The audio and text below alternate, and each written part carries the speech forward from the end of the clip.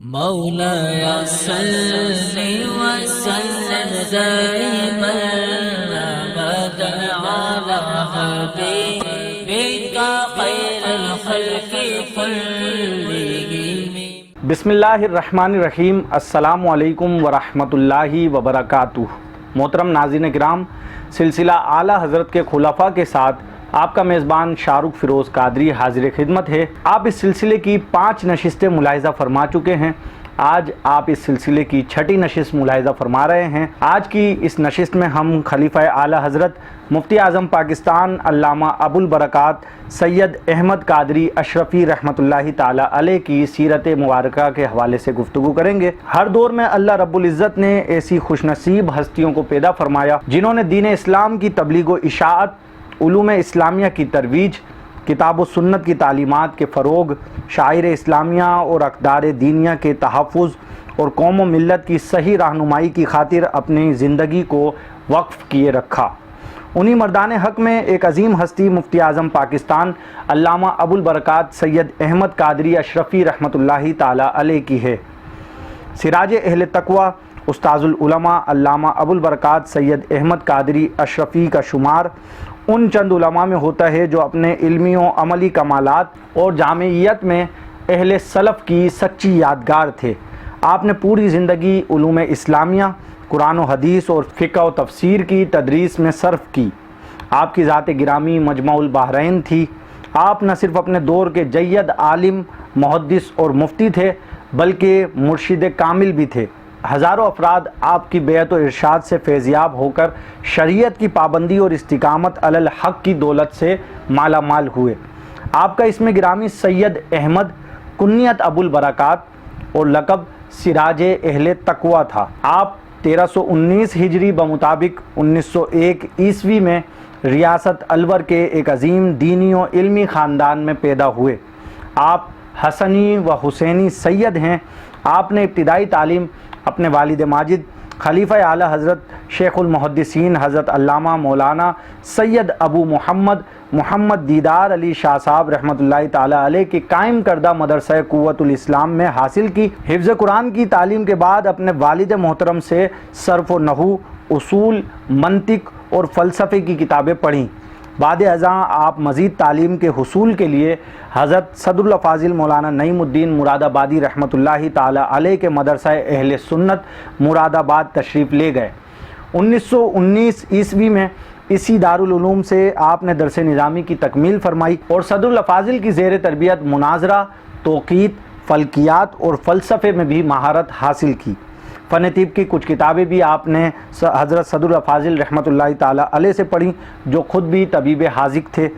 پھر آپ کی ہدایت پر طب کی باقاعدہ تعلیم و تربیت کے لیے مراد آباد کے مشہور زمانہ حکیم صاحب کے پاس گئے اور ان کے ہی مطب میں طب کی عملی مشق بھی کی۔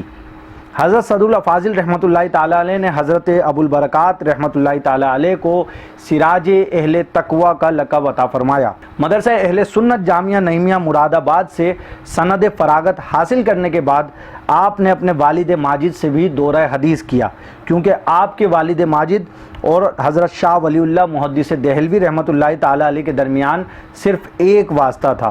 حدیث کی یہ سند ہند و پاک میں ایک ممتاز حیثیت رکھتی تھی، چنانچہ اس متبرک اور یگانہ روزگار سند کے حصول کے لیے آپ نے اپنے والد ماجد سے دوبارہ حدیث شریف کا درس لیا۔ والد ماجد نے سند حدیث کے ساتھ ساتھ تمام سلاسل اولیاء کے معمولات و وظائف کی بھی اجازت و خلافت عطا فرمائی۔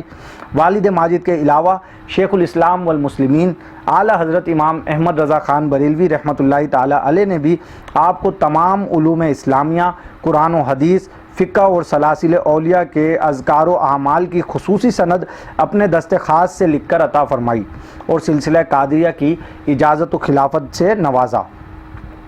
علامہ ابو البرکات سید احمد قادری اشرفی رحمۃ اللہ تعالی علیہ کو کچھ عرصہ اعلیٰ حضرت مجدد دین و ملت امام احمد رضا خان رحمۃ اللہ تعالی علیہ کے زیر تربیت رہنے کا شرف حاصل ہوا۔ آپ بریلی شریف میں دوسرے علماء کے ساتھ فتویٰ نویسی پر مامور ہوئے، جس کی نگرانی خود اعلیٰ حضرت امام احمد رضا خان بریلوی رحمۃ اللہ تعالی علیہ فرماتے تھے۔ ناظرین محترم، حضرت علامہ ابو البرکات سید احمد قادری اشرفی رحمۃ اللہ تعالی علیہ شیخ المشائخ اعلیٰ حضرت اشرفی میاں حضرت علامہ سید شاہ علی حسین اشرفی رحمۃ اللہ تعالیٰ علیہ کے مرید اور خلیفہ تھے۔ حضرت اشرفی میاں رحمۃ اللہ تعالیٰ علیہ تقریباً ہر سال ماہ رمضان المبارک میں لاہور جلوہ فرما ہوتے تھے۔ ان کی تشریف آوری پر دفتر حزب الاحناف ذکر و فکر، نعت خوانی اور درود و سلام کی محفلوں میں تبدیل ہو جاتا تھا۔ اعلیٰ حضرت اشرفی میاں حضرت ابو البرکات صاحب کو سید صاحب کہہ کر پکارا کرتے تھے، اور اشرفی میاں کی آپ پر شفقت کا یہ عالم تھا کہ سید صاحب کیونکہ قوالی نہیں سنا کرتے تھے اور اشرفی میاں کے ہاں قوالی سنی جاتی تھی، لیکن آپ کے اپنے مرید پر شفقت کا یہ عالم تھا کہ آپ نے کبھی لاہور میں قوالی نہیں سنی۔ بعض مرید مجلس قوالی کی فرمائش کرتے تو حضرت فرماتے نہ بابا نہ سید صاحب قوالی پسند نہیں کرتے۔ صرف اس ایک واقعے سے پیر و مرشد کی نظر میں آپ کے مقام کا اندازہ لگایا جا سکتا ہے۔ مفتی اعظم پاکستان علامہ ابو البرکات سید احمد قادری اشرفی رحمۃ اللہ تعالیٰ علیہ کی سوانح حیات، دینی و مذہبی خدمات اور قومی و ملی کارناموں کا دائرہ بہت وسیع ہے، جس کا بیان یہاں چند منٹ کی گفتگو میں ممکن نہیں ہے۔ ہم آپ کی زندگی کے چند گوشوں پر اجمالاً گفتگو کریں گے۔ حضرت علامہ مولانا ابو البرکات سید احمد قادری رحمۃ اللہ تعالیٰ علیہ کی تمام زندگی دین اسلام کی تبلیغ اور علوم عربیہ کی تدریس میں گزری۔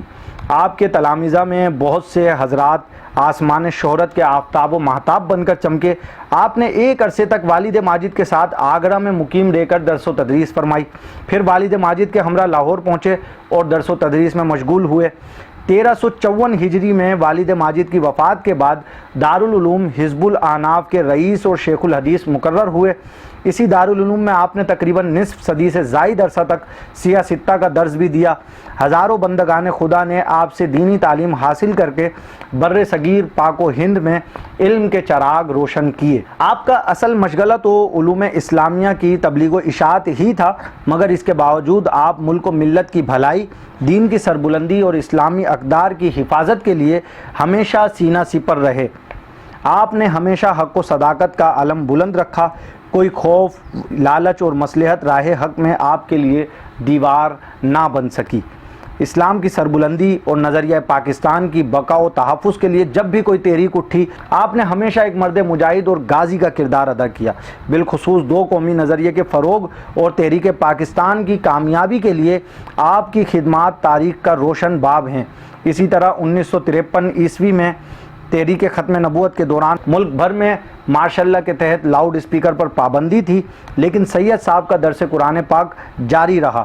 آپ روزانہ نماز فجر کے بعد درس قرآن میں قادیانی فتنے کے خلاف تقریریں کرتے اور مسئلہ ختم نبوت کے متعلق قادیانی اعتراضات کے جوابات دیتے اور حکومت وقت کو للکارتے ہوئے قادیانیوں کو غیر مسلم اقلیت قرار دینے کا مطالبہ کرتے۔ علامہ ابو البرکات سید احمد قادری اشرفی رحمۃ اللہ تعالیٰ علیہ کے معمولات یومیہ کچھ یوں تھے۔ صبح تہجد کے لیے بیدار ہوتے، نوافل کے بعد تلاوت قرآن مجید میں مشغول رہتے، فجر کی اذان ہوتی تو تمام اہل خانہ کو نام لے لے کر نماز فجر کی ادائیگی کے لیے جگاتے، نماز فجر کے بعد درس قرآن دیتے، اس کے بعد 1 بجے تک دورہ حدیث پڑھاتے، تقریباً 1:30 بجے دوپہر کا کھانا تناول فرما کر کچھ دیر قیلولہ فرماتے۔ نماز ظہر کے بعد پھر سے درس و تدریس اور افتاء کا سلسلہ جاری رہتا۔ نماز عصر کے بعد عموماً چہل قدمی کے لیے تشریف لے جاتے، کبھی اپنے برادر محترم مولانا ابو الحسنات علیہ رحمہ کے مکان پر جاتے اور کبھی ہمشیر گان کے ہاں، لیکن کوشش یہی ہوتی کہ نماز مغرب مسجد حزب الاحناف میں ادا ہو۔ نماز مغرب کے بعد دعائے سیفی، دلائل الخیرات اور دیگر وظائف پڑھتے۔ اس دوران کسی سے بات نہیں کرتے تھے، وظائف سے فارغ ہو کر دعا مانگتے اور نمک اور پانی پر دم فرماتے۔ یہ نمک اور پانی مختلف امراض کے لیے شفا تھا۔ دور دور سے حاجت مند آتے اور نمک اور پانی لے جاتے۔ سید ابو البرکات صاحب کے پاس تعویذ لینے کے لیے مردوں اور عورتوں کا بکثرت ہجوم ہوتا تھا۔ سید ابو البرکات صاحب پوچھتے نماز پڑھتے ہو یا نہیں؟ تعویذ کا طلبگار کہتا کہ نہیں پڑھتا یا کبھی کبھار پڑھتا ہوں، تو فرماتے تم نماز نہیں پڑھتے تو اللہ تعالیٰ تم سے راضی نہیں، جب اللہ تعالیٰ تم سے ناراض ہے تو میرا تعویذ وہاں کیا کام کرے گا؟ اس انداز سے نماز ادا کرنے کی تلقین فرماتے تھے۔ رات کے کھانے اور نماز عشاء سے فارغ ہوتے تو پھر واعظ و نصیحت اور درس و تدریس کا سلسلہ کبھی رات 12 بجے تک اور کبھی 1 بجے تک جاری رہتا۔ رات کے درس میں تمہید ابو شکور سالمی، قصیدہ بردہ اور تحاوی شریف کا درس ہوا کرتا تھا۔ علامہ ابو البرکات سید احمد قادری اشرفی رحمۃ اللہ تعالیٰ علیہ کو کیونکہ اعلیٰ حضرت رحمۃ اللہ تعالیٰ علیہ کی صحبت میں رہنے کا شرف حاصل تھا، اس لیے آپ کو اپنے معاصرین میں ایک ممتاز مقام حاصل تھا۔ علماء اکرام کو جب کوئی مشکل مسئلہ پیش آ جایا کرتا یا کسی مسئلے میں اختلاف ہو جاتا تو ہر کسی کی نظر سید صاحب پر ہی پڑتی۔ پاکستان ہی نہیں، دنیا کے کسی خطے میں بھی آپ کے جاننے والے کسی مسئلے میں رہنمائی کی ضرورت محسوس کرتے تو بے ساختہ کے اٹھتے کہ سید صاحب کو خط لکھ کر ان سے معلوم کر لیں گے۔ عید، بقرعید اور رمضان المبارک کے چاند کے شرعی ثبوت اور رؤیت ہلال کے موقع پر تو علماء اور عوام کا جمع غفیر آپ کے پاس امڑ آتا اور عوام و خواص آپ کے فتوے اور بیان کردہ حکم شرعی پر اس قدر اعتماد کرتے کہ اس کے مقابلے میں کسی فتوے یا سرکاری اعلان کو اہمیت نہ دیتے۔ ایک دفعہ ریڈیو پر اعلان ہوا کہ صبح عید ہے۔ سید صاحب کے حکم سے شہر بھر میں لاؤڈ اسپیکر پر اعلان کر دیا گیا کہ کیونکہ چاند کا شرعی طور پر ثبوت نہیں ملا اس لیے صبح روزہ ہوگا۔ ایسی صاحب نے فون کیا اور بڑی سختی سے پوچھا کہ روزے کا اعلان کس کے حکم سے کیا گیا؟